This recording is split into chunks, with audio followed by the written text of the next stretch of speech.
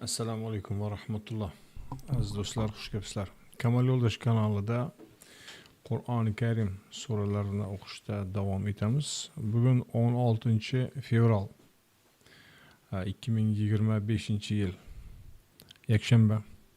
16-fevral deganda ba'zi esga keladigan tarixiy narsalar bor. Bugun endi bahonai sabab bo'lgani uchun ikki og'iz eslab o'tishni to'g'ri deb bilaman.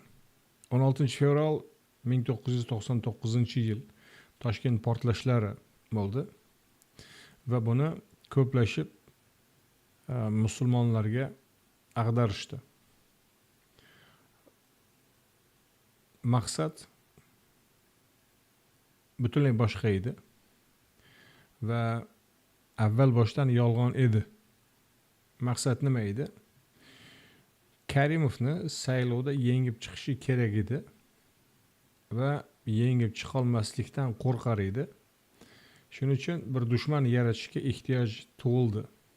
Ulardagi strategik tadqiqot va boshqa katta kallalarni o'ylab topgani shu bo'ldi. Oddiy o'zbek musulmon xalqini qurbonlikka berish va shu bilan yana taxtda davomli o'tirish. Buning uchun portlashga yo'l qo'yib bergan bo'lishdi yoki bilmay qolgan bo'lishdi. Dushmanlar kelib shunday Karimovni burnini tagida portlata olgan bo'lishdi. Va natijada ommaviy qirg'inlar, qatag'onlar, qamaqamalar avjiga chiqdi. Bu hayratlanarli jihati yo'q bo'lgan narsa. Taxtda qolish uchun har qanday taxt egasi har qanday jinoyatga tayyor. Bu o'zgarmas qonun. Oddiy odamlar, xalq buni 2 kara 2 4 deganday bilishi shart. Bo'lmasa yana laqqa tushib aldanib o'taveradi. Qancha nasllari bilan. Qur'onni o'rganmaydigan, Qur'ondan uzoq bo'lgan xalqlar ana shunaqa aldanib yuraveradi. Qur'onda butun barcha jinoyatlarni sababi, boshlang'ich nuqtasi boylik. Innal insana la yatra ar-ra'ahu istaghna. Inson tog'utlashadi, eng og'ir jinoyatlarga sho'ng'ib ketadi. Sababi nima? Boylik. Boylik. Tarix mobaynida barcha ilohiy kitoblar mana shuni aytib kelgan, jumladan Qur'on ham. Barcha mutafakkirlar, faylasuflar mana shuni uqtirib kelgan. Lekin bundan uzoqlatadigan ikki toifa bor. Bunga umuman xalqni, millatni e'tiborini jalb etmaslikni kecha-yu kunduz maqsad qilgan ikki toifa bor. Birinchi o'sha taxt egalari, ikkinchi o'sha taxt egalarini xizmatidagi maddohlar. Xo'p, taxt egalari taxtda qolishi uchun saylovda yutqizib qo'yaman-ov degan qo'rquv bilan bir yo'lini topinglar deyishdi.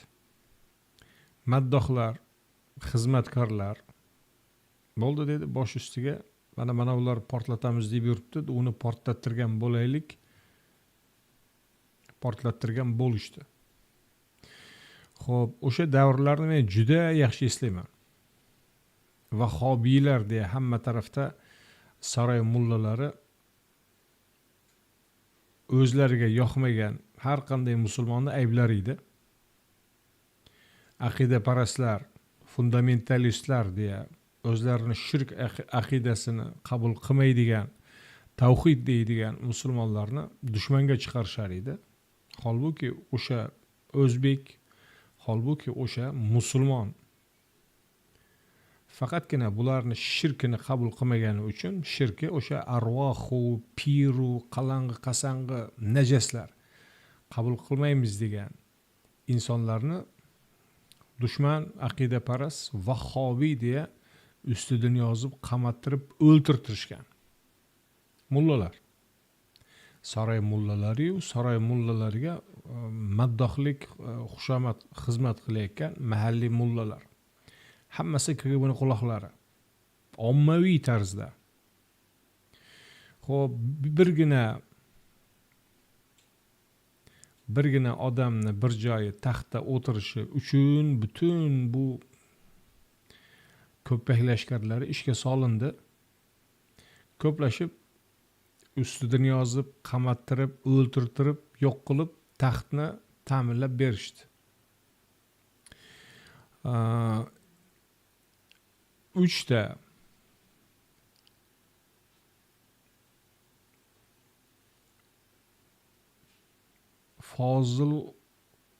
Fozil qori bittasi, Abdurashid Bahromov bittasi, Anvar Tursunov bittasi. 3 baqaloq chiqib olib fatvo bergani bor. Nima degan fatvo? Toshkent portlagandan keyin hali hech bir tergov natijasiga yetmagan, aniqlanmagan, hech narsa bo'lmagan. Eldan burun bu 3 tasi chiqib olib fatvo beryaptilar.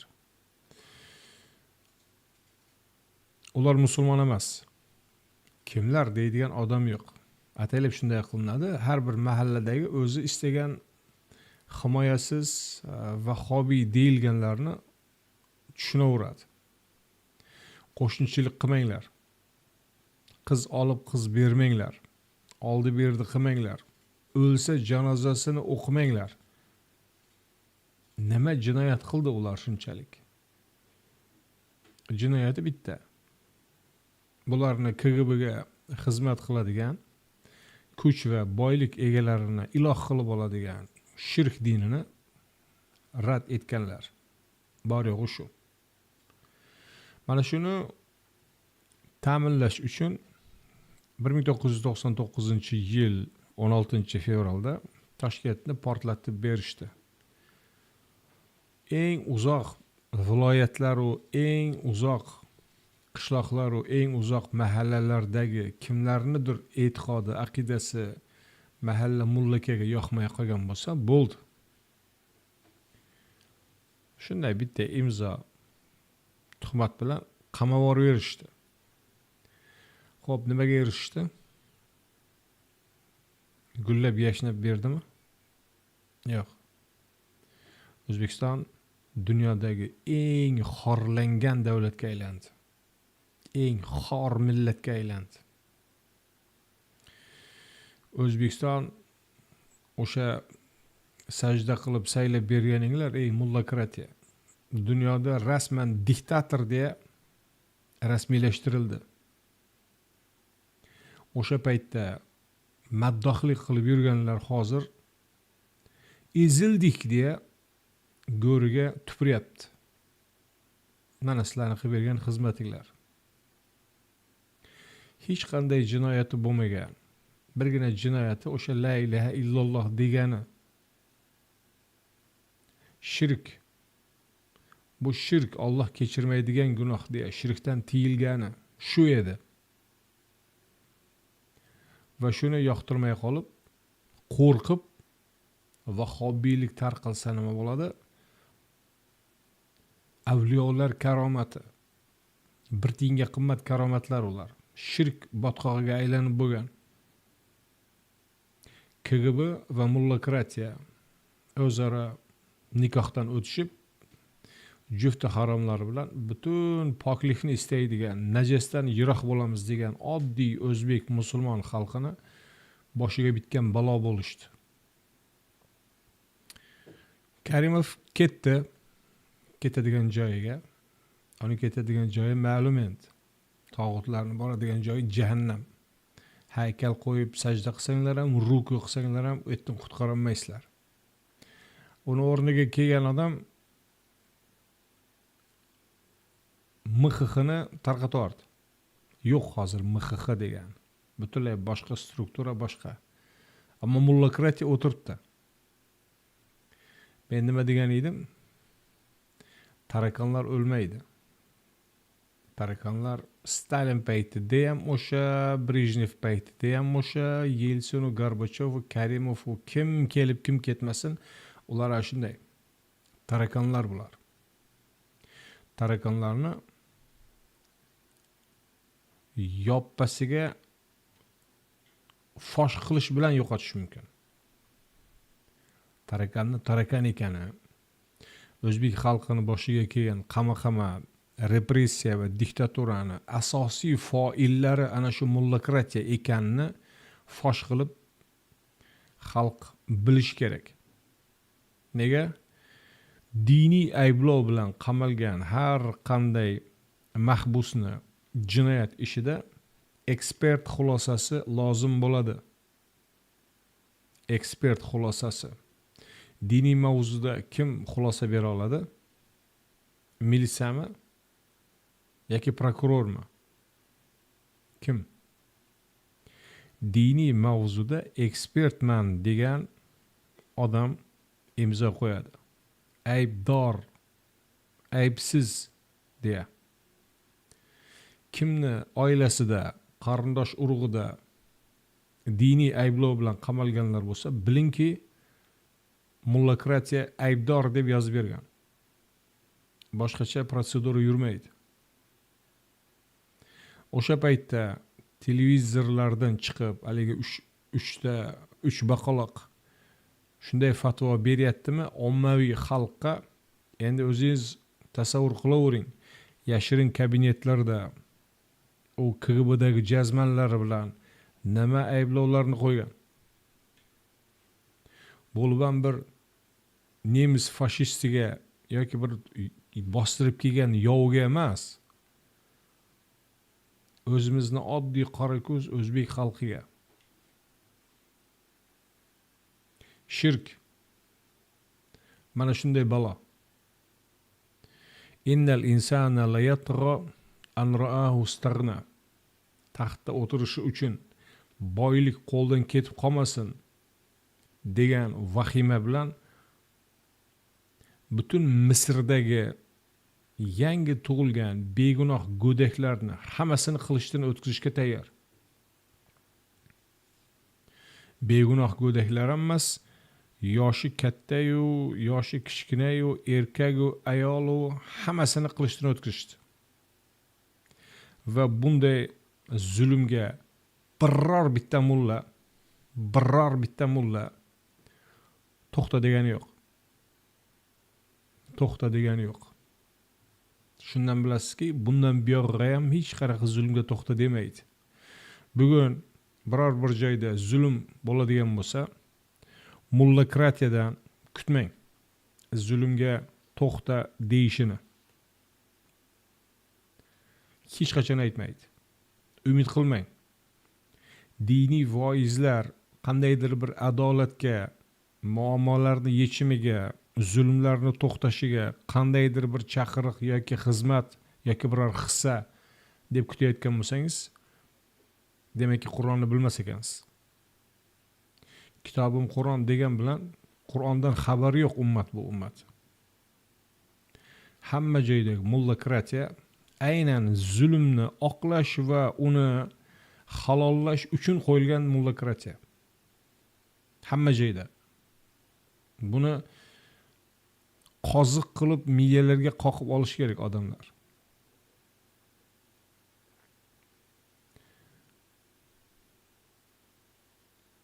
Bugungi zulmlarga qarang.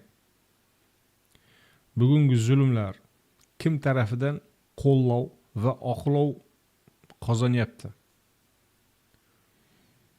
Bir paytlar davlat propaganda mashinasi bor edi.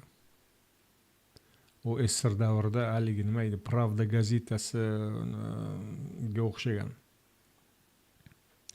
Karimov davrida axborot dasturi nima edi? O'zbekiston 1 kanallari bor edi. Bu endi eski sovetskiy yo'sindagi.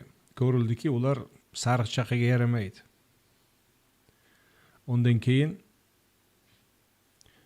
sal pochasini yig'ishtirdi. Ko'rdiki, oddiy musulmon odamlar diniy va'zlarni e'tiborga oladi.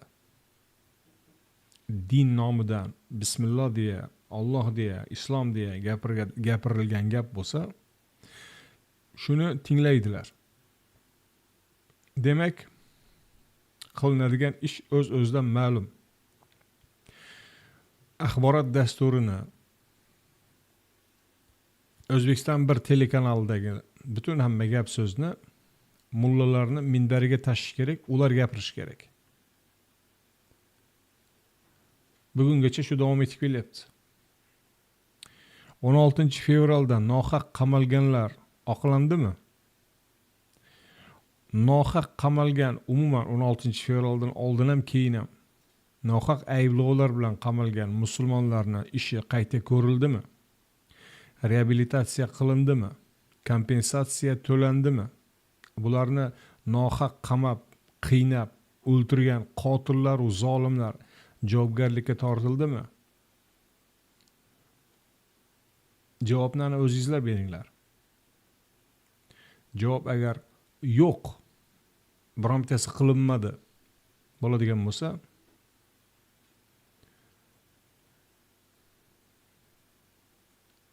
demak bu davom etadi.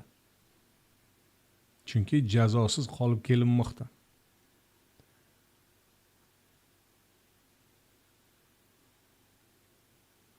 o'n 16 fevral bir tarafdan zolimni qanchalik cheksiz zulmlarga tayyor ekanligini ochib qo'ydi. Ikkinchi tarafdan zulmga qarshi turishi kerak bo'lganlar hech qanaqa zulmga qarshi emas, aksincha o'sha zolimni yot desa yotadigan, tur desa turadigan ko'ppaklarday xizmatkorlari ekanligini ochib qo'ydi. Va uchinchi tarafda oddiy xalq bularga qarshi nihoyatda ojiz, qo'lidan hech narsa kelavermasligi ochilib qoldi. Mana bugungacha o'sha mazlumlarni yaqinlari nima qila oldi? Mazlumlarni oqlash va reabilitatsiya qilish uchun hech narsa qila olayotganlari yo'q. Bu jamiyatni, millatni chiriganini ko'rsatadi. Chiriganini ko'rsatadi. Jamiyat chirigan, millat chirigan. Yana biroz muddat o'zini ovutib mavjud holatni oqlab turish mumkin. Ammo u bilan qutqarib bo'lmaydi. Titanik cho'kayotganda ham orkestrlar o'ynavergan. Ishonmanglar, bu provokatsiya, hech qanaqa cho'kayotganimiz yo'q. Qani Bazmi Jamshid davom etsin deya. Ammo cho'kyapti. Cho'kib bo'lgan. Bir jamiyatni yuksaladimi yoki cho'kadimi? Nimaga qarab aniqlanadi? Men sizlarga aytay. Zaiflarga bo'lgan munosabati bilan. Bir jamiyatda zaiflarga munosabat qanday bo'lsa, o'sha jamiyatni bugungi va ertangi ahvolini bilaverasiz. Va men yana qo'shimcha ikkinchi moddasini aytaman. Ko'p ham aytishavermaydi buni. Kuchlilarga bo'lgan munosabati uni buguni va ertasi emas, uni abadiy xarakterini aniqlaydi. Kuch egalariga nohaqlik qilgan paytda qo'rqmasdan qarshi chiqib, to'xta ey deydigan millat yuzi yorug' bo'ladi. To'g'ri, qiyinchiliklarga uchrashi mumkin. Zolimlarni, qattiqonlarga, boshqalarga duchor bo'lishi mumkin. Ammo bu xarakteri bilan yorib chiqadi baribir. Zolim har qanday zulm qilganida qo'ldagi kishanlarni maqtaydigan, boshida sinayotgan kaltaklarga madhiyalar tuzadigan millat ana shu zolim va kaltaklarga mahkum bo'ladi. Shunday ketaveradi. 16 fevral mana shularni ochib bergan sana. Buni bugungacha hech kim ortiga tushib nimalar bo'ldi va kimlar javobgar va qanday javobgarlikka tortish mumkin, uni payiga tushgani yo'q va tushmaydi ham. Musulmonlar ana shuni bilish kerak, aldanmasligi kerak. Qo'ldan hech narsa kelmayotgani bu nima desa laqqa tushishi kerak degani emas. Xullas, 16 fevral mana shunaqa nihoyatda qiziq xulosalarga sabab bo'lgan sana. Biz endi o'zimizning mavzuyimizga qaytaylik. Bugun shunchaki 16 fevral bo'lgani uchun esga kelgan fikrlar, bo'lmasa bu shundoq ham ma'lum va ayon bo'lib turgan narsa. Qur'oni Karim suralarini o'qiyotgan edik. 16-surani tamomladik. Bugun navbatda 17-sura. 17-sura Isro surasi deya nomlashadi. Birinchi oyatdagi kalima sababli. Va bu haqda turli xato va asossiz talqinlar to'lib toshgan. Isro nima deb so'rang, har qanday bir o'rtalama saviyadagi mullaga deydiki, Isro bu Muhammad alayhissalomni Makkadan uchib borib Quddusda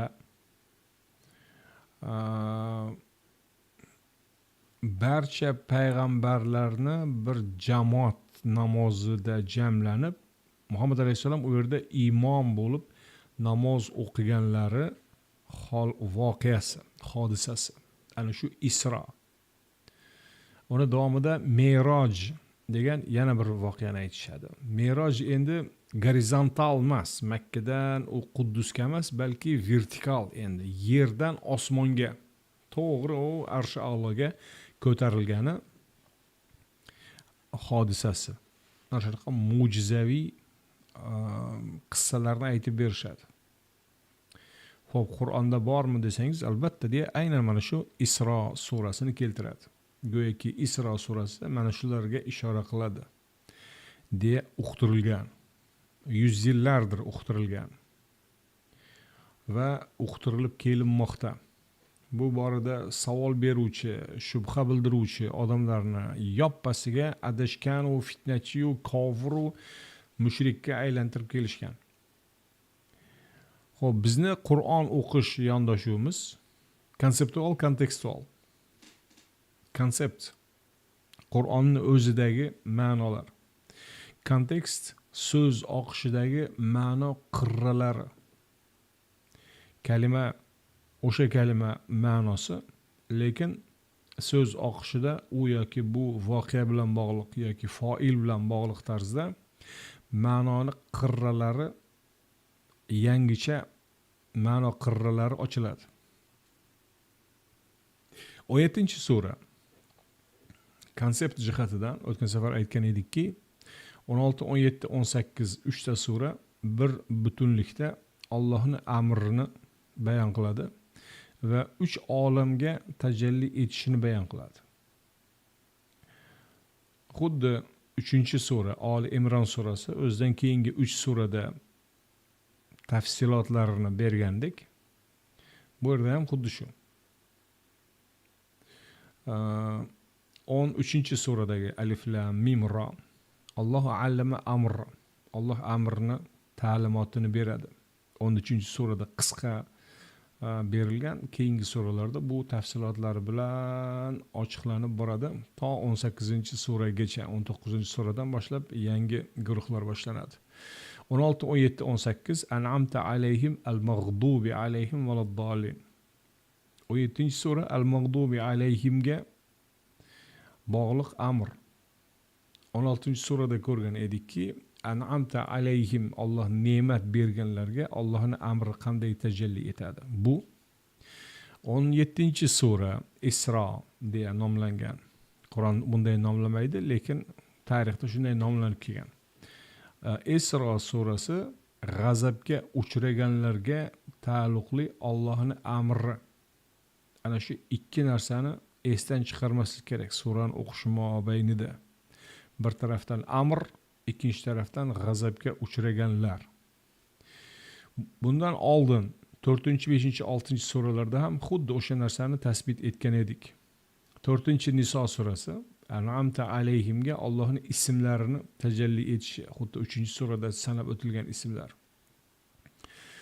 5-sura Maida surasi Allohning ismlari g'azabga uchraganlarga yo'nalgan tajallisi edi. 6-sura o'sha valaddallindagi mushriklar va adashganlar. Alhamdu bilan boshlanadigan suralardan birinchisi. Fotihadan keyin. Xuddi bu guruhda ham 16, 17, 18 da ham xuddi shu. 18-sura Alhamdu bilan boshlanadi. Mushriklarga Allohning amri bayon qilinadi. Ya'ni amr va al-mag'dubi alayhim 18-suradagi markaziy g'oya. Buni biz konseptual, kontekstual yondashuvdan chiqarganimiz. Endi kelaylik Isro. Haqiqatda Muhammad alayhissalom Makkadan Quddus tarafga kechasi uchirilib olib ketilganmi? Birinchidan Qur'oni Karim Muhammad alayhissalom haqida va barcha payg'ambarlar haqida bashar deydi. Basharun mislukum. Sizlarga o'xshagan bashar. Bashar nima degani? Jismonan oddiy odam degani. Ya'ni insonga taalluqli nima bor bo'lsa, o'sha barchasi unga taalluqli. Insonga xos bo'lmagan nimaiki bor bo'lsa, u kishiga ham hech biri xos emas. Masalan, osmonda uchadimi inson? Inson osmonda uchmaydi. Demakki, Muhammad alayhisalom haqida uchdi degan gaplar avtomatik yolg'on. Och qolmaydi, chanqamaydi degan gaplar, shunaqa bir supermen degan gaplar avtomatik yolg'on. Chunki bashar och qoladi, chanqaydi, toliqadi, charchaydi. Bir narsadan xavfsiraydi, qo'rqadi, yig'laydi, ko'z yosh keladi. Butun insonga xos nimalar bor bo'lsa, xislatlar, barchasi mana shu payg'ambarlarga ham xos. Alloh bir kishini payg'ambar qilib tanladi, yubordi desa, odamlar hayron bo'lardi, johillar. Nega bu ovqatlanadi? Nega bu bozorlarda haligi oldi-berdi qilib yuradi? Nega bozor uchoq qilib yuribdi? Nega ovqatlanyapti? Qorni och bo'lgandan keyin bozor uchoq qiladi, ovqatlanadi. Nima, payg'ambar degani bir supermen emas-ki. Oddiy bir bashar. Ana shunday yondashiladi Qur'onda. Va Muhammad alayhissalom haqida biror bir g'ayri tabiiy narsani aytmaydi. Uchta nima edi?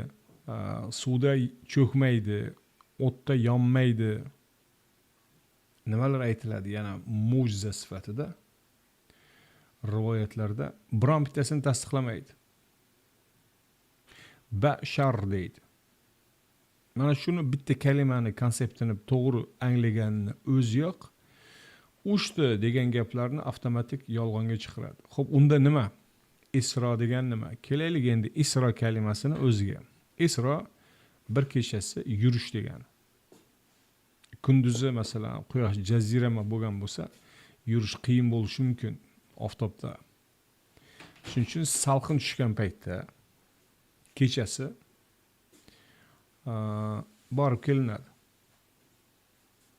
Kechqurun quyosh botganda salqinda yo'lga chiqdingiz, manzilga bordingiz, ishingizni bitirdingiz, qaytib keldingiz. Tong otmay turib. Ana shunaqaga Isro deyiladi. Bu uchishni aytilmaydi.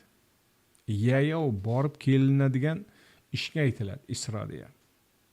Qur'oni Karimda juda ko'p joylarda keladi. Bandalarimga ayt, asri bihim, ular bilan kechasi yo'lga chiqsin deya Musa alayhissalomni dengizdan narigi tarafga o'tishiga bo'lgan buyruqlar. Yoki Lut alayhissalom mo'minlar bilan kechasi shaharni tark etib ketishiga bo'lgan buyrug'i ham kechasi bo'lgan yurishga isro deyiladi.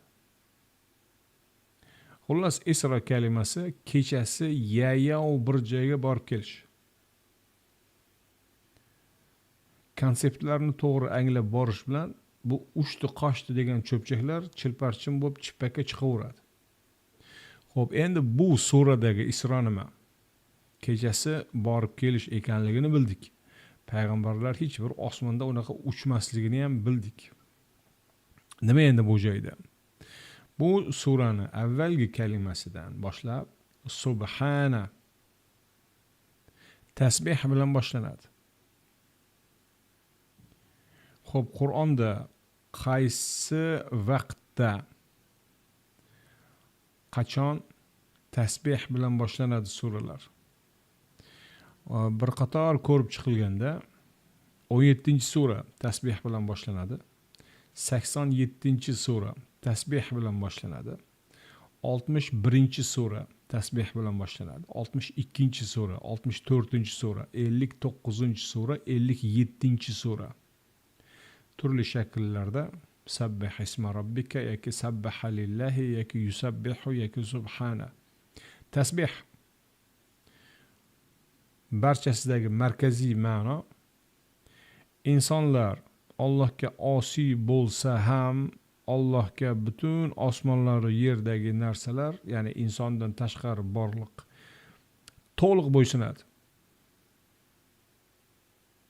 Boshqa joylarda aytiladiki, sizlar agar barchangiz jamlanib kofir bo'lsangiz ham Allohning mulkidan, kuchi qudratidan hech narsani ozaytira olmaysiz degan. Allohga qo'ygan qonuniyat bor, tabiatda, borliqda. U o'zgarishsiz, og'masdan ishlaydi va Allohning qo'ygan qonunlari qanchalik mukammal ekanligini isbotlaydi. Inson Alloh qo'ygan qonunlarni buzib yoki Alloh nomidan qonun uydirib, mana Allohning dini mana bunaqa buzuq degani bilan bu tuhmatlarni borliqda inson aralashmagan joydagi, undan ham kattaroq miqyosdagi Allohning qonunlari poklab turaveradi. Yo'q, unday emas deydi.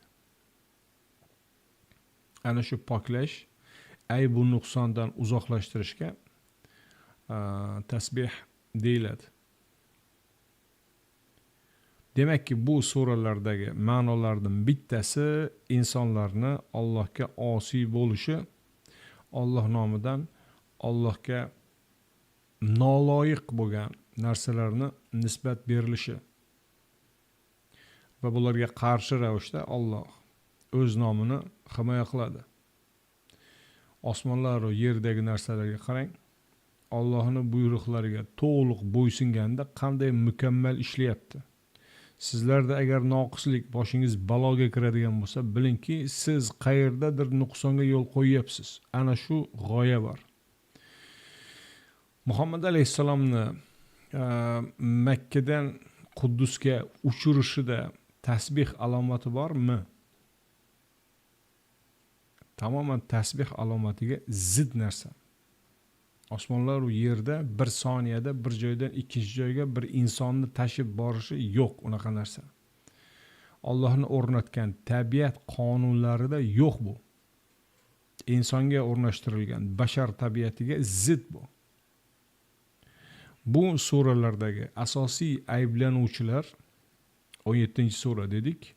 57, 59, 61, 62, 64 davomida yana 87 tasbih bilan boshlanadi. Surani ichida oyatlarda kelgan tasbihlarni aytmay turibman. Surani avvalgi ilk oyatida kelgan tasbih, chunki 17-sura tasbih bilan boshlanadi. Asosiy ayblanuvchilar ahli kitob, Bani Isroil, Yahudlar va Nasoralar. Xo'p, buni bilgandan keyin ikkinchi kalit ochiladi.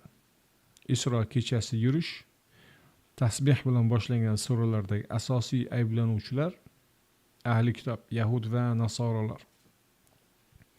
Endi kelamiz bevosita oyatni o'ziga. Xo'p, men buni ekranga chiqaray o'z tarjimamni. O'sha joydan birga o'qiymiz. A'udhu billahi minash shaytonir rojim. Bismillahir rohmanir rohim. Subhanalladzi asra bi'abdihi laylan minal masjidil harami ilal masjidil aqsa alladzi barakna hawlahu linuriyahu min ayatina innahu huwas samiul basir. O'z qulini kechasi ba'zi oyatlarimizni ko'rsatmoq uchun Masjidil Haromdan atrofini qut barakotli qilganimiz Masjidil Aqso sari yuritgan zot pok va oliydir. Eshitguvchi va ko'rguvchi uning o'zidir. Endi arabchadagi kalimalar tartibi bilan o'zbekchadagi kalimalar tartibi farqli-da. Turk tillardagi sintaktik konstruksiya farqli. Bizlarda endi kesim oxirida keladi. Fe'l u kesim hammasi oxirida keladi. Arabchadagi da u farqliroq. Xullas, mana endi parchama-parcha ko'ramiz. Subhana aybu nuqsonlardan pok. Alladhi asra kechasi yuritgan. Bi abdihi o'z bandasini qulini. Laylan kechasi minal masjidil harom ilal masjidil aqsa. Makkadan Quddusga deyishiga sabab bu. Masjidil aqso deya Quddusda bir masjid qurishgan. O'sha joyga ushgan deyishadi. Holbuki Muhammad alayhisalom davrida Masjidil aqso deya Quddusda masjid bo'lmagan. Quddus tep-tekis joy bo'lgan, hech qanaqa masjid bo'lmagan. Bugungi Masjidil Aqso deya u yerda ulug'lanayotgan masjid Abdumalik ibn Marvon ismli ummaviy xalifani qurgan masjidi. Makka ta'siridan chiqib ketganidan keyin, ya'ni Abdumalik ibn Marvonning ta'siridan Makka chiqib ketgan. Makkada qo'zg'olon boshlangan. Abdulloh ibn Zubayr ibn Avvom Zubayr ibn Avvomning o'g'li Zubayr ibn Avvom degan sahoba Abu Bakrning bir qiziga uylangan, Asmo binti Abu Bakrga. Ularning Abdulloh degan farzandi endi voyaga yetib katta kishi bo'lganida atrofiga odamlarni yig'adi va Abdumalik ibn Marvon degan zolimga qarshi isyonga ko'tariladi. Makka atrofida o'zlari alohida avtonomiya e'lon qiladi. Bo'ysunmaymiz senga degan. Ana shu asnoda Makka ummaviy ta'siri mintaqasidan tashqarida qoladi. Zudlik bilan qo'rquv, ko'ryapsizmi? Yana qo'rquv. Taxti qo'ldan ketish sarosimasida zudlik bilan parallel bir alternativ qibla. Odamlar hajga borishi uchun Makkadan boshqa qibla qurishadi. Va nomini nima deb qo'yishni o'ylab mana shu oyatdagi Masjidil Aqso deyilgan oyat bor Qur'onda bo'ldi. Buni nomini Masjidil Aqso qo'yamiz deb qo'yib olishgan. Va buyurtmalar bilan hadis uydirtirishgan. Payg'ambarimiz dedilar-ki, 3 ta joyga niyat bilan, qasd bilan borish mumkin. Ziyorat va haj va umraga. Makkadagi, Madinadagi va mana shu Quddusdagi Abdumalik ibn Marvon qurgandan keyin birdiniga tug'ilib qoldi mana shunaqa rivoyatlar. Bugungacha shuni chaynalib kelishadi. Bugun ham Masjidil Aqso deb yig'lab siqtayotganlar Abdumalik ibn Marvonni vaqtincha siyosiy maqsadlarda qurgan masjidini yig'lab siqtashadi.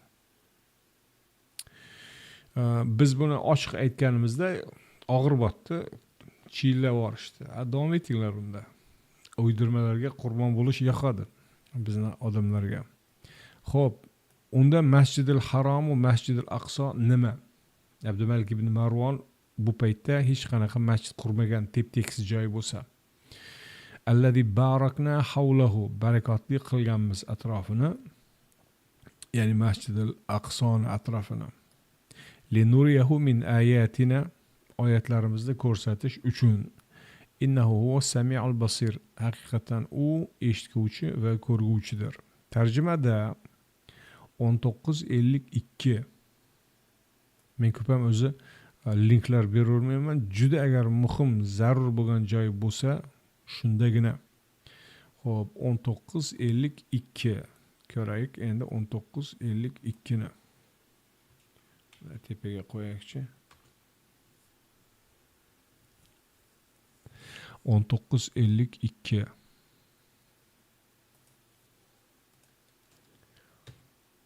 Nega bizda buni ochmayapti? Unda ham bunday qilamiz. Yo'q. 19. Negadir internet sekinlashib qoldi menda. 52. Xo'p, mana Tur tog'ining o'ngida unga nido qildik, xos so'zlashish uchun uni yaqin keltirdik. Isro 1. Xo'p, bu kitobda Musoni ham yod ayla. U ixlosli rasul va nabiy edi. Bizga kelgan xulosamiz Isro voqeasi Musa alayhissalom haqida. واذكر في الكتاب موسى إنه كان مخلصا وكان رسولا نبيا وناديناه من جانب الطور الأيمن وقربناه نجيا. Kitobda Musoni ham yod ayla, ixlosli rasul va nabiy edi. Tur tog'ini o'ngida unga nido qildik, xos so'zlashish uchun uni yaqin keltirdik. Musa. Ana endi qaytadan o'qiymiz. O'z qo'lini Musoni kechasi ba'zi oyatlarimizni ko'rsatmoq uchun Masjidil Haromdan Masjidil Aqso sari yuritgan. Masjidil Harom, Masjidil Aqso. Masjidil Harom Allohning buyruqlari va qaytariqlari to'liq rioya etilgan bir voqelikka aytiladi. O'tgan safar ham aytgan edik. Al-Masjid al-Harom. Ya'ni Allohga ibodat qilinglar degan buyruqqa to'liq bo'ysunilgan, unga shirk keltirmanglar degan qaytariqqa to'liq bo'ysunilgan bir hayot tarzi. Nihoyatda ixcham va qisqa aytadigan bo'lsa bu. Buni endi ichida turli vaziyatlardagi turli ibodat ko'rinishlari va hokazo hammasi kirib ketadi. Bu qayerda joriy bo'lgan edi? Musa voqeligida. Misrda joriy bo'lmadi. Chunki u joyda Firavnning shirk tuzumi hukmron edi. Yangi joyga chiqishdi, yangi joyda buni joriy etishdi. O'sha joriy etilgan voqelikka Al-Masjid al-Harom deyiladi.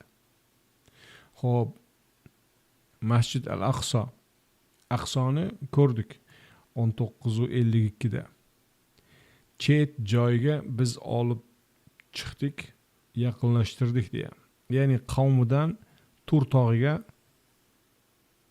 qavmidan uzoq joyga, Tur tog'iga keltiriladi. O'sha joyda Allohning buyruqlariga Musa to'liq taslim bo'ldi. Ya'ni taslim bo'linadigan oyatlarni oldi. Linuriyahu min ayatina. O'sha Allohning oyatlarini, o'sha 10 amrni o'sha Tur tog'ida olishi. Ya'ni qavmidan uzoqroq bo'lgan joyga Masjidil Aqso degan. Masjid endi bu bino deb tushunish ham juda primitiv bo'ladi. Boyaga aytganday buyruqqa to'liq bo'ysunilishi. Sura Bani Isroil mavzusidagi sura. Konseptual butun qoliplarni hammasini bir tekshirib ko'rayotganimizda kelgan xulosa shu ediki, 16-suradan keyingi 17-sura g'azabga uchraganlar va Allohning ularga nisbatan amri ochilishi kerak. G'azabga uchraganlar Qur'oni Karim bo'yicha Bani Isroil va umuman ahli kitob. Bu oyat suraga kirish oyati aynan buni tasdiqlaydi. Ya'ni Musoni qavmi bilan qurgan yangi bir davlat deylik. O'sha joydan chetroq joyga borib Allohdan oyatlarni qabul qilishi. Xo'p, davom etamiz. Va atayna Musa al-kitab. Ana bandasini chetga olib bordi va Musaga kitobni berdik. Ko'ryapsizmi? Ana kontekst qana endi bog'lanyapti. Bu yoqda Muhammad Makkadan Quddusga uchdi, bu yoqda endi Musoga kitob berdik. Xronologik olarak ham teskari. Unaqa bo'lmaydi. Birinchi oyatning davomi ikkinchi oyatda bo'ladi, ikkinchi oyatning davomi uchinchi oyatda bo'ladi. Wa atayna Musa al-kitaba wa ja'alnahu hudan li bani Isroil alla tattakhidhu min duni wakila. Biz Musoga kitobni, qonun degan ularning tilida To'g'ri berdik va uni Isroil o'g'illariga to'g'ri yo'l qilib berdik, toki mendan o'zgani vakil qilib olmagaysiz. Vakil nima degani? Tavakkul nima degani? Bir kishi bugun savol yuborgan ekan, tavakkul konsepti haqida.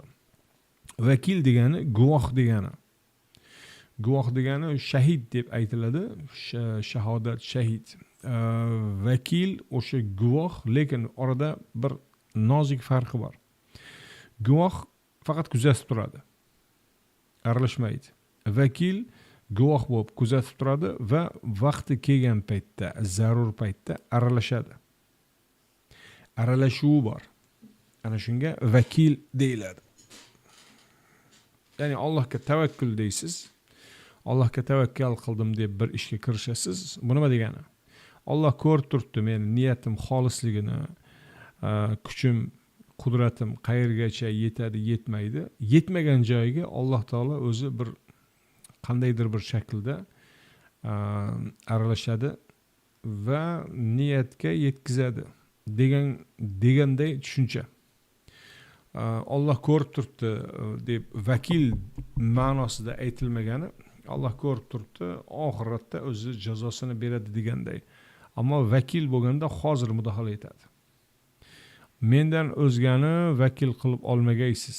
Markaziy buyruq shu. Zurriyata man hamalna ma'a Nuh innahu kana 'abdan shakura. Nuh bilan birga ko'targanlarimizni zurriyotlari. U, ya'ni Nuh, ko'p shukr qilguvchi qul edi. Nega endi Nuh eslamoqda? Nuh Allohdan o'zgani vakil qilib, iloh qilib olganlarga haqni yetkazgan va ular qabul qilmasdan halok bo'lgan. Allohni yolg'iz o'zini vakil qilib olgan Nuhga Alloh najot berdi. Shunga eslatma bermoqda. Bunga loyiq yarashadigan amal qiling degan bir ishora bor. Xuddi masalan o'zbek desa, o'zbek o'g'loni deb murojaat qilsa, bu degani sen o'zbek degan sha'niga loyiq ish qilishing kerak degan narsani esga keltiradi. Bu yerda ham shu. Nuh tavhidni timsoli. Allohga shirk keltirmagan va shirk keltirganlarga qarshi bir umr mujodala qilib o'tgan payg'ambarlardan biri va shuni zurriyatlari deya shunga loyiq bo'ling degan ma'no. وقضينا إلى بني إسرائيل في الكتاب لتفسدن في الأرض مرتين ولا تعلن علوا كبيرا. İsrail o'g'illariga kitobda hukm qildik. Yerda takror va takror buzg'unchilik qilmoqdasiz va o'ta kibr bilan kibrlanmoqdasiz. Mavzu haliyam Bani Isroilni g'azabga uchrashi va Allohni ularga amr degani buyruq ham kiradi amrga, amr degani oxirgi hukm ishni bitirish ham kiradi. Fa idza jaa wa'dan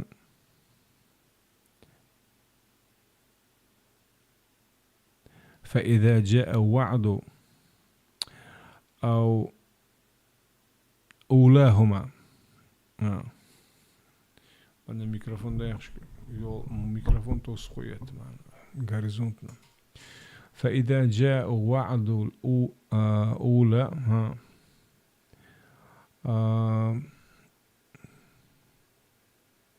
بعثنا عليهم عبادا فإذا جاء وعد أولاهما بعثنا عليهم عبادا لنا أولي بأس شديد فجاسوا خلال الديار وكان وعدا مفعولا.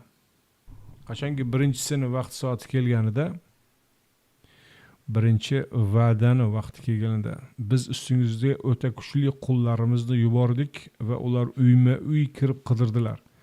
Ro'yobga chiqishi shart bo'lgan va'da edi bu.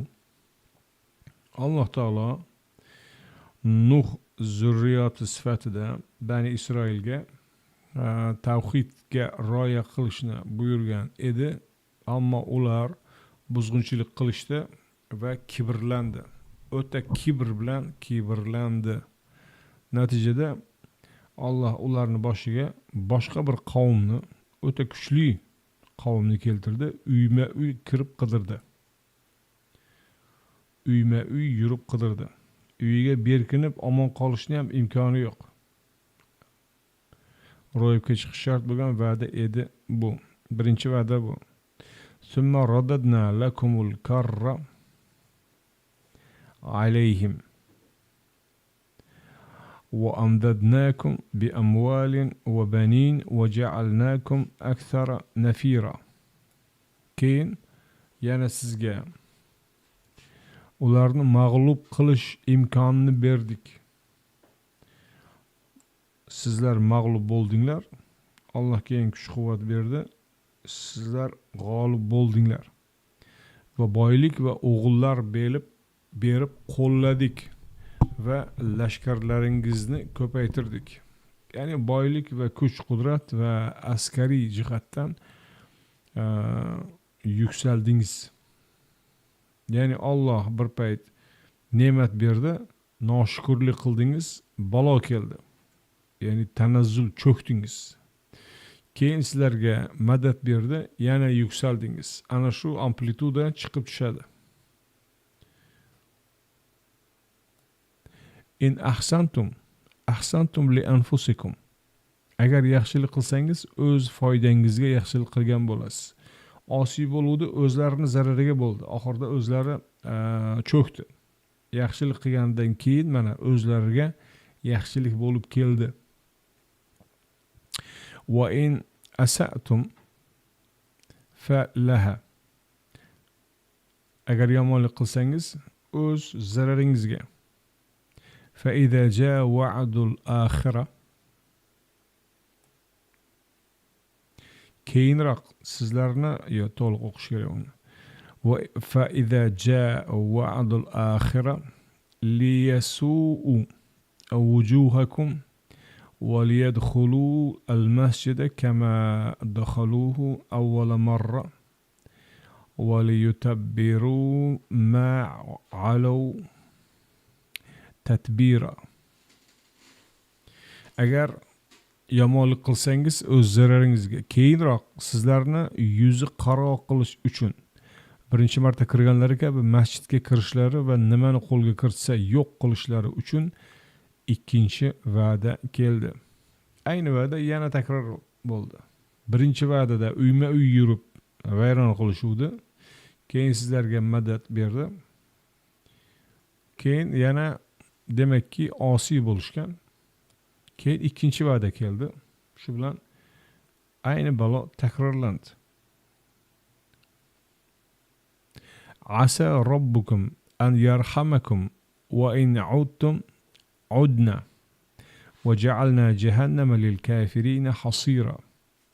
Zora Rabbingiz sizga rahim qilsa, agar qaytib ketsangiz, biz ham qaytamiz. Biz jahannamni bunday nonko'rlarga, kofirlarga zindon qilib qo'yganmiz. Bugun o'qiydigan oyatlarimiz mana shu, chunki bir soatimiz deyarli to'ldi. Xo'p, mavzu Bani Isroil. Tavrat ahli. Muhammad alayhisalomni Makkadan qayergadir kechasi uchib ketdi degan gaplar emas. Mavzu Bani Isroil. Bani Isroilga Alloh ne'mat bergan edi. Ular orasidan payg'ambarlarni chiqargan edi. Bunga sabab nima? Bani Isroil juda qosh ko'zi chiroyli bo'lganidanmi yoki Allohga bir yoqib qolganidanmi? Yo'q. Sababi Ibrohim alayhissalom Allohga duo qilganida Alloh ijobat etgani shu. Va min zurriyati deya duo qilgan. Alloh deganki, biz seni odamlar uchun imom bir peshqadam qilamiz degan. İbrahim deganki, va min zurriyati, meni izdoshlarim, mendan keyin kelguvchi zurriyatlarim orasidan ham chiqar deya. Alloh qabul qilgan. Lekin bitta istisno qilganki, la yanalu ahdi az-zolimin. Zulm qiladiganlarga bu ahd tegishli emas, taalluqli emas deydi. Bani Isroilning orasida zulm qilganlarga bu umuman taalluqi yo'q. To'g'ri yo'lda, tavhidda mustahkam turganlarga Alloh taolo o'sha ibrohimiy da'vatni davom ettirish vazifasini yuklagan. Bular kimlar? İbrahimdan keyin Ishoq, İsmoil, Yaqub, Yusuf. Yusufning akalari zulmlar qildi. Ularga taalluqi yo'q. Keyinchalik Musa, Harun, Davud, Süleyman va boshqa payg'ambarlar. Qur'onda ba'zilarini ismlari keladi, ba'zilarini kelmaydi. Xullas, Musa yoki Harun bular avvalda Alloh İbrahimga va'da bergani uchun Alloh va'dasiga xilof qilmaydi-ku. O'sha osiylik qilib zulmlar qilgan qavmlarga Allohni da'vatini yetkazish uchun tanlab olavergan. Eng oxirgisi Iso o'sha bilan to'xtagan. Endi hech kim kelmaydi. Na Bani Isroilga, na ahli kitobga. Hech kim. Ba'zilar keladi deb kutib o'tiradi. Iso ikkinchi marta keladi deydi. Yahudlar endi Isoni payg'ambar deb ham tan olmaydi-ku. Masih emas, Moshiach emas deydi. Moshiach hali kelmagan, keladi deb ular endi Moshiachni kutishda. Hech kim kelmaydi. İsmoil alayhissalomni zurriyatidan Muhammad alayhissalomni payg'ambar qilib tanlagan oxirgi payg'ambar bo'ldi. Payg'ambarlik ana shu kishi bilan nuqtasiga yetgan. Tammat kalimat robbik deydi. Allohning bergan so'zi to'liq amalga oshdi, bo'ldi. Boshqa hech narsa so'z bermagan. Payg'ambar yuboraman, ikkinchi marta yuboraman, Moshiach yuboraman, Mahdi yuboraman nima edi? Kimlarni kutadi bizlarni? Sodda dindorlar. Hech biri kelmaydi. Keladigan mana shu qonuniyatlardagi oqibatlar. Bir qavmga Alloh ne'matni beradi, agar qavm o'zini o'nglasa. Bu suralarni kirish, o'sha 13-surada buni o'qiganmiz. Bir qavm agar o'zini o'nglamasa, taltayib yo'ldan ozadigan bo'lsa, balo keladi boshiga. Mana Nuhning zurriyatlari deya murojaat qilgan qavmning boshiga ba'sun shadid, nihoyatda kuchli qavmlar keldi, uyma-uy yurib, tortib olib chiqib, zo'rlab, o'ltirib ana shunaqa bo'ladi. Ana shu qonuniyat ishlaydi. Xo'p, Bani Isroil kitoblarda zikr etilgan bir misol sifatida. Bu degani Allohning qonuni birgina Bani Isroilda ishlab, boshqa bizga kelganda aylanib o'tadi, tanish bilishchilik degani emas. Bizni ham boshimizga xuddi mana shunaqa qonuniyat ishlaydi. Alloh ne'mat beradi. U ne'matga shukr qiladigan bo'lsangiz, ziyoda qiladi. U ne'matga nonko'rlik qiladigan bo'lsangiz, u ne'matdan mahrum bo'lasiz. Boshingizga nonko'rlarning boshiga keladigan balolar keladi. 16-fevralni men nima uchun esladim? Mana shuni bir ko'rinishi. Alloh bizga mustaqillik degan ulug' ne'mat beruvdi. Nechta bizdan oldingi nasllar qul edi. O'risga qul edi. Alloh ulardan xalos qildi. Endi o'z xalqimizni, o'z yurtimizni ozodligini, erkini, mustaqilligini himoya qilish kerak bo'lgan davrda kechagi o'sha mustamlakachilarni qo'ygan Moskvani qullari, tepamizdagilar, oddiy xalqni qirishga o'tishdi. Xo'p, buni natijasi nima bo'ldi? Xuddi mana Bani Isroilning boshiga balolar kelgandek, zolimlarning ham boshiga balo keldi, ularni madh etib maqtab yurganlarning ham boshiga balo keldi. Ularga jim qarab turib, yaxshi gumon qilaylik deb yurgan millionlarning boshiga ham balo keldi. Zulm qarshisida yaxshi gumon qilinmaydi. Jim turib o'tib ketar, yaxshi kunlar kelib qolar deb deyilmaydi. Ochiqchasiga qarshi chiqiladi zulmga. Zulmga qarshi chiqmaganni musulmon sanamagan Abu Hanifalar. Bilasizmi shuni? Namoz o'qigan, o'qimagan emas. Mas qiluvchi ichimlik ichdi, eshitmadi emas. Ro'mol o'radi, o'ramadi ham emas. Hech narsa odamni musulmon yo musulmon emas sifatida o'lchov qilib olinmagan. O'lchov qilib olinadigan yagona o'lchov zulmga qarshi turyaptimi, yo'qmi? Zulmga qarshi turayotgan bo'lsa, u musulmonning musulmonlik alomati hisoblanadi. Agar zulmga qarshi turmayotgan bo'lsa, musulmonlik alomati yo'q odamda. Abu Hanifaning yondashuvi shu. Namoz o'qiydimi, Qur'onni yodlab o'rganmi, farqi yo'q. Zulmga qarshi chiqmayaptimi, musulmonlik alomati yo'q. Shuning uchun bu Isro surasida va umuman Qur'onda o'rgatilgan ta'limotdan kelib chiqqan o'lchovlar. Agar zulmga qarshi turilmasa, Allohdan balo keladi, zolimni ham, mazlumni ham, ho'lni ham, quruqni ham hammasini yoqadi. Alloh Bani Isroilga kitoblar nozil qilgan, payg'ambarlar yuborgan, hammasiga kofir bo'lishgan. Tarix mobaynida ana shu nonko'rligi sababli ular misol o'rnak qilib keltiriladi. Allohning g'azabiga uchragan qavm mana deya. Boshqa qavmlar Allohning g'azabiga uchramasligi uchun Alloh bergan ne'matlarga nonko'rlik qilishni bas qilish kerak. Bizga berilgan ne'mat, mustaqillik ne'matni qo'lda saqlab mustahkamlash uchun o'zimizni dinimizga qaytib, uni to'g'ri o'rganib, to'g'ri amal qilish edi. Ammo to'g'ri o'rganib, to'g'ri amal qilishga kelganda o'sha mustamlakalarga, zolimlarga xizmat qilib kelgan mullokratiya yana xizmatini itligini o'rtaga chiqardi. Boyaga aytgan millatni boshiga balo bo'ldi. Bu qonuniyat o'zgarmaydi, ishlayveradi, davom etaveradi. Hozirgi nasllar o'tib ketadi. Bugungi yashayotgan odamlar, keyingi nasllarda ham xuddi mana shu qonuniyat ishlaydi, toki ko'zlarini ochmagunlaricha. Xo'p, sizlardan kelgan izohlarga qarayapman. Assalomu alaykum va alaykum assalom va rahmatullohi barchaga. Takroran.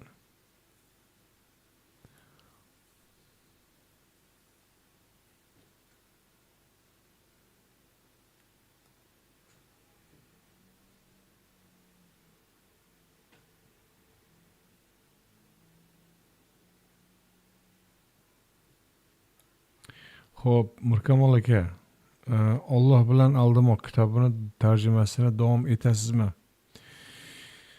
Tarjimasini davom etaman. Uni boshlaganmiz, lekin boshqa narsalar o'rtaga chiqdi. Shu bilan diqqat bo'lindi. Boshqa narsalar orasida xabaringlar bor endi. Boshqa narsalar nimalar? Bittasini bugun yakunladim. Qur'onni ruscha tarjimasini bugun oxirgi oyatlarni tamomlab, mana endi jonli o'yinga o'tganim. Bundan keyingi ishimiz mana shu Alloh bilan aldamoq kitobini davom ettirish va oxiriga yetkazish, chunki o'ta muhim mavzu u yerda. Albatta endi ruscha tarjimani tahriri bor. U endi uncha ko'p ham vaqt olmaydi. Bunaqa oylar, yillar olmaydi. Mana shu nimalarimiz, o'zbekcha loyihalarimiz davom etadi va oxiriga yetkaziladi. Biz boshlagan ishni oxiriga yetkazmay qo'ymaymiz. Alloh umr, sog'lik berganicha.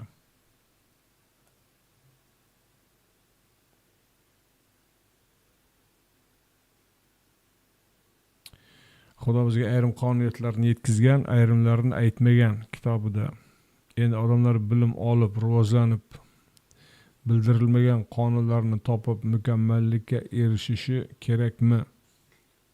O'sha qo'yilgan cheklovlar bulardan tiyilib, boshqaga zarar bermaslik degan taqvoga amal qilinsa, ibtidoiy sharoitlarda yashagan inson ham jannatga kiritiladi.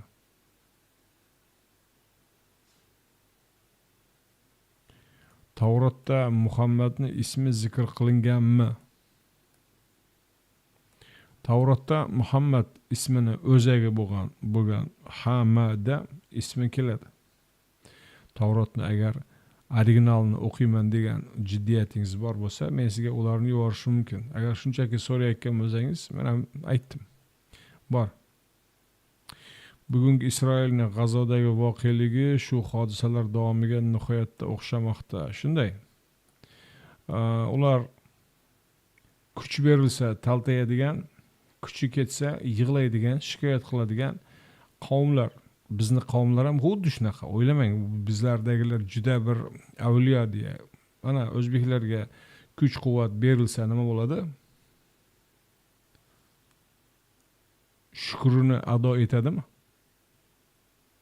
Ado etadimi, yo'qmi? Nima deb o'ylaysiz? Ado etadimi, yo'qmi? Buni ko'rish uchun kimlarga qanday ne'mat berilgan va shukrini qanday ado etyapti, shunga bir qarang. Puldorlar, kuch egalari, hukm egalari, bir joyda hokim, bir joyda prokuror, bir joyda ana insonlarning taqdirini hal qilib yuboradi bitta imzo bilan. Ana shunga shukrini ado etyaptimi? To'g'rilikka, yaxshilikka xizmat qilyaptimi? Agar xizmat qilmayotgan bo'lsa, bilingki, Yahudning hech qanaqa farqi yo'q. Hech qanaqa farqi yo'q. Noshukurlikda, nonko'rlikda hech farqi yo'q. Faqat nomi, pasporti o'zbek, ana uniki Yahud. Alloh unaqa pasportlarga qaramaydi. Qilgan amaliga qaraydi. Berilgan ne'matga shukr qildimi, nonko'rlik qildimi?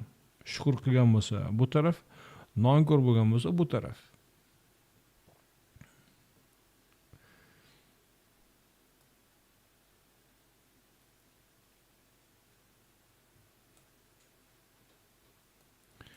Xo'p, Vtorozakoniya 18:18da qaysi payg'ambar haqida aytgan?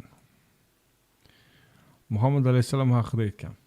Hijr surasi 87 oyatda bizga 7 takrorlanuvchini Qur'onni berdik.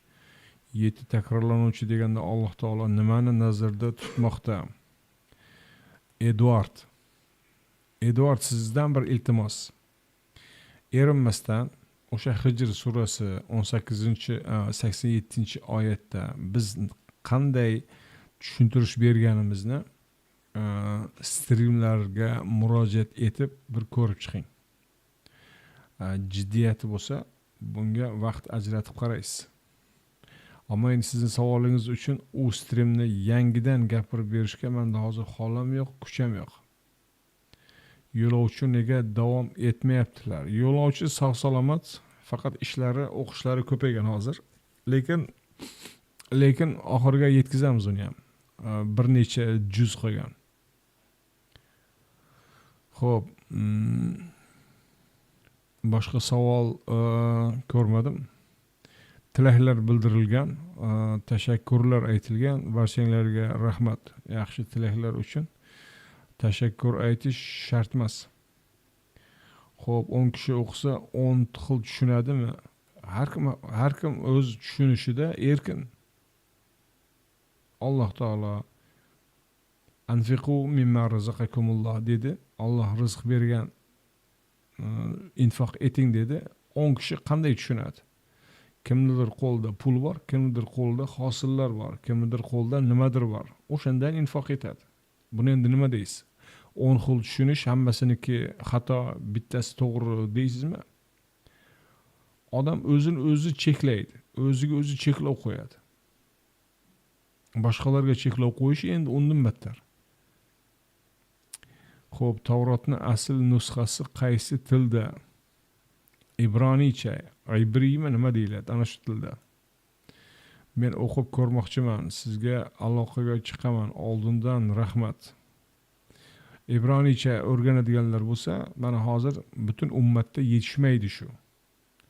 Tavrotni nechta qo'ldan qo'lga o'tganini ko'tarib, Allohning kitobiga tuhmat qilib yuribdi, mana ko'rdik yaqinda. Qanaqangi kulgili ahvollarga tushib. Tavrot desa bu Davuddan gapiradi. Tavrot Musoga berilgan, Davud Musodan necha nasl keyingi odamlar. Shuni ham farqini bilmaydi. Universitet va madrasa o'qidim deganlarning ahvoli bu. Ularga aytdimki, İbraniycha bormi o'rgangan mutaxassis, originalni o'qiy oladigan. Qur'onni tarjimasini ko'tarib yursalar. Arabchani bilasanmi deydi. Tavrotdan gap sotyapsizlar. Tavrotni İbraniycha bilasanmi? Bilmasang unda xuddi o'sha gap. Kim qo'yib sizlarga? Bular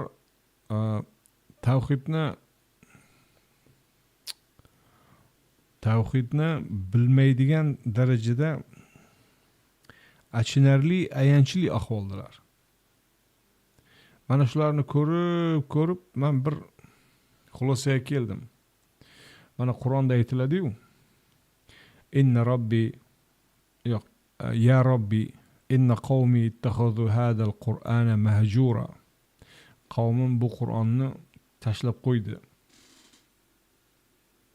E'tiborga arzimaydigan, mahjuran degani e'tiborga arzimaydigan darajada ignor qildi degan.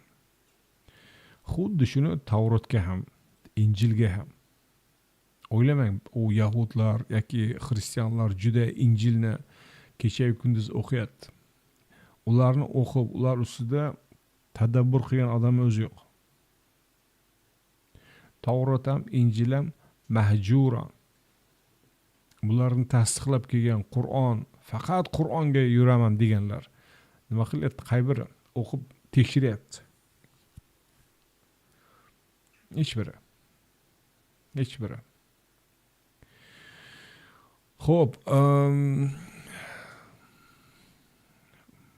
boshqa savol yo'q. Xudo bitta bo'lsa, lekin nega Xudo odamlarga Tavrot, Injil, Qur'onni yubordi? Nega Xudo butun insoniyat uchun bitta kitob yubormadi? Savolingizni o'zingizga bering. Nega bitta kitob yuborish kerak? Qaysi o'lchovga ko'ra? Nega bitta tilda emas hammasi? Nega o'zbekcha, qozoqcha, qirg'izcha, tojikcha? Nega butun insoniyat bitta tilda gapirmaydi? Ana endi savolga savol. Qayoqdan olib aytyapsiz? Nega endi hamma bitta tilda gapirish kerak? Nega olmalar ba'zisi qizil, ba'zisi sariq, ba'zisi targ'il? Nega qovunlarni ba'zisi katta, ba'zisi kichik? Nega qizlar ba'zisi qora sochli, ba'zisi sariq sochli? Nega erkaklar ba'zisi novcha, ba'zisi pakana? Ba'zisi ozg'in, ba'zisi baqaloq? Nega hammasi bir xil emas? Ana bu savolga qarshi savol, javoban savol. Nega bir xil bo'lish kerak? Nega? Qayerdan olib aytyapsiz? Bir xil bo'lishi nega bitta kitob? Kim aytdi? Bitta kitob yuborish kerak edi, 3 ta kitob emas deya. Qayerdan olib aytyapsiz? Alloh istasa har bir qavmga bittadan bitta payg'ambar yuborishi mumkin. O'zbekka alohida payg'ambar, arabga alohida payg'ambar, o'risga alohida payg'ambar. Istasa har bir qavmga alohida kitob nozil qilishi mumkin. Nima birov cheklay oladimi? hech kim cheklayolmaydi. Yahkumu ma yurid, o'zi irodasiga muvofiq hukm chiqaradi. Alloh bir qavmga payg'ambar yubordi. Undan tashqari barcha insoniyatga bitta payg'ambar yubordi. Butun insoniyatga bitta kitob, o'sha Qur'on. Undan oldingilarga Tavrat, Zabur, Injil shu. Birdaniga 3 taloq tushishi Qur'onda aytilganmi? Agar hozir meni uxlatib qo'yib 100 yildan keyin uyg'otsangiz, sizga xatosiz aytib beraman. 100 yildan keyin musulmonlar nima qilayotganini. 3 taloqni tortishayotgan bo'ladi. Ana ba'zi mashhur yozuvchilar shunday degan. Meni hozir uxlatib qo'yib 100 yildan keyin uyg'oting, o'rislar nima qilayotganini sizga aytib beraman. Xatosiz deydi. Aroq ichib o'g'irlik qilayotgan bo'ladi deydi. Buni 100 yil oldin kim Saltikov Shidrin aytgan, hozir ham xuddi shu. O 100 yildan ko'p vaqt, 150 yil. 3 taloq degan narsa, 3 taloq degan u sizlarga mullalar aytgan gaplar emas. Taloq bugungi kunda rasman ZAGS bekor qilinib, oila ajrashishiga aytiladi.